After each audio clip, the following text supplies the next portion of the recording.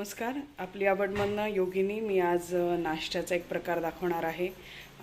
तो प्रकार पोह्यांशीच रिलेटेड आहे आणि आपण जनरली कांदा पोहे वगैरे खातोच, पण आत्ता आम्ही एक ट्रिप केली छोटीशी सापुताऱ्याला आणि अजून पण कोकणात जाऊन आलेलो आहोत. तर तिथं बटाटा पोहे खूप फेमस आहेत, म्हणजे बटाटा पोहे केले जातात. तर आपण पण बटाटा पोह्याचीच रेसिपी पाहणार आहोत. त्यातल्या छोट्या छोट्या टिप्स पण मी विचारल्या होत्या आणि काही माझी पण म्हणजे त्यात ॲडिशन्स आहेत. तर त्या टिप्स सकट मी तुम्हाला हा व्हिडिओ दाखवत आहे. तर जास्त वेळ न घालवता आपण व्हिडिओला सुरुवात करूयात. हां, आता मी ना पोह्यासाठी लागणारं साहित्य सांगते. सगळ्यात पहिल्यांदा पोहे घेतलेत मी आणि भिजवून घेतलेत. हे पहा किती छान झालेत, मऊ झालेत आणि सुटसुटीत पण आहेत ते. तर हे साधारणतः मी 7 मुठी घेतलेले आहेत. घरात 7 मेंबर आहेत म्हणून प्रत्येकी 1 मूठ या पद्धतीने. तर आता त्याच्यासाठी लागणारं साहित्य सगळ्यात पहिल्यांदा आपल्याला तेल लागेल. तर तेल 1 कप घेतलेलं आहे. थोडंसं तेलाचं प्रमाण जास्त असलं की पोहे मऊ होतात आणि तेलकट न होता मऊ होतात, म्हणजे तुमचं खूप तेल तेल नाही लागणार. त्याच्यानंतर बटाटा घेतलेला आहे, पण मी या बटाट्याची फोड हे पहा ही या साईजची घेतलेली आहे. तो खायला जास्त छान लागतो. असा जाड असला की बारीक काचऱ्या करायच्या नाहीत, ते लगदा होऊन जातो. त्याच्यासाठी आपल्याला तेलात फोडणीसाठी मी म्हणजे अर्धा चमचा जिरं, अर्धा चमचा मोहरी या पद्धतीने घेतलेलं आहे. हिंग घेतलेलं आहे, हळद घेतलेली आहे, त्याच्यानंतर मीठ आहे. आणि हे काय, तर हे मी जी तुम्हाला घरगुती दाखवलेली होती गुडीची गाठी, तर ती मी अशी मिक्सरला बारीक करून ठेवलेली आहे. आणि असं पोहे म्हणा किंवा आपण उपिटी करताना थोडीशी मी ती बारीक केलेली गाठी जी आहे ती वापरते, खूप छान लागते. त्याच्यानंतर 1 चमचा लिंबाचा रस घेतलेला आहे. फोडणीत घालायला दाणे, मिरच्या मी या पद्धतीने घेतलेल्या आहेत बारीक करून, कढीपत्ता. आता घरात लहान मुलं असेल तर पण आपण त्यांना सांगायचं की ही मिरचीची आलेली फोड जी आहे बारीक ती काढून टाक, पण या मिरचीमुळं खरं या पोह्याला चव छान येते. त्यांचं बघा तुम्ही कुठे पण गाडीवरती किंवा बाहेर आपल्याला पोहे आवडतात पटकन, आपले स्वतःचेच घरचे करूनही कंटाळा आलेला असतो, हा पण एक फॅक्टर आहे. पण त्यांची जी करण्याची पद्धत आहे ना ती मी पाहिली जवळनं, म्हणून ती मी तुमच्यासोबत शेअर करते की त्यांची जी मिरची चिरण आहे ना ती ह्याच्यापेक्षा रादर बारीक असते.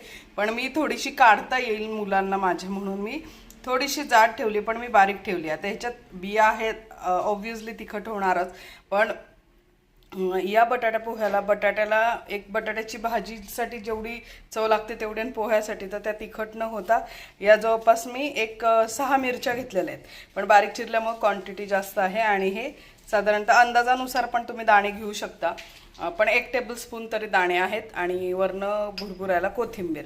तर हे झालं आपलं प्रमाण. तर वेळ न घालवता आपण लगेच रेसिपीला सुरुवात करूयात. कढई तापायला ठेवलेली आहे. तापल्यानंतर आपण लगेच फोडणी करून घेऊयात. कढई छान तापलेली आहे, आपण तेल घालून घेऊयात. हे पहा तेल छान तापलेलं आहे, तर आपण जिरं मोहरी घालून घेऊयात. आणि आता ह्याच्यावरती आपण मिरची घालणार आहोत. आधी मिरची घालणार आहोत, गॅस बारीक केला. हां, मिरची घातल्यानंतर हिंग, वास छान लागतो, कढीपत्ता,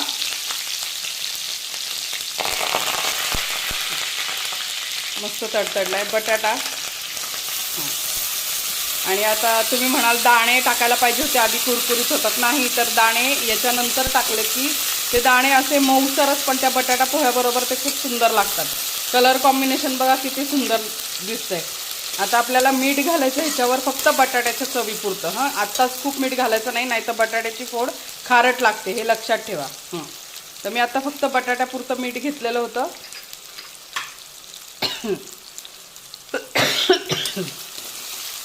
मस्त परतून घ्यायचं आणि वाफ आणून बटाटा शिजवून घ्यायचा आणि शिजल्यानंतर हळद घालायची.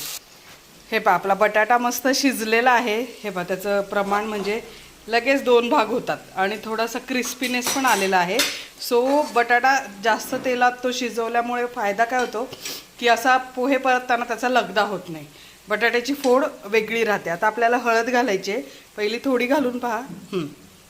कारण या पोह्यांचा कलर आहे ना एकदम पिवळा धमक नसतो, थोडासा लाईट कलर असतो आणि छान दिसतात हे, आणि खरंच खूप अप्रतिम लागतात. मला तर खूप आवडले म्हणून मी ही रेसिपी तुमच्यापर्यंत शेअर केली आहे. सो तुम्ही पण नक्की ट्राय करा. आता आपण पोहे घालून घ्यायचे.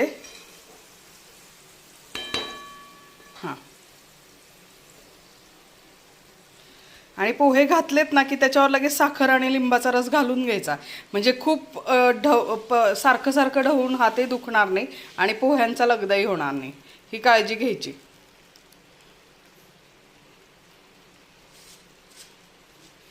आणि जेव्हा तुम्ही सगळी तयारी शिजायला टाकता ना कांदा वगैरे, तेव्हाच त्याच्या आधीच पोहे 10 मिनिटं ठेवत जावा, म्हणजे ते छान फुलतात. हे पहा, आता लिंबाचा रस टाकलाय, आता आपण ही साखर पण घालून घेतली. आता छान पोह्याला वाफ आणायला ठेवायचे आणि पहिल्या वाफेचे गरम गरम खायला देणार आहे मी सगळ्यांना.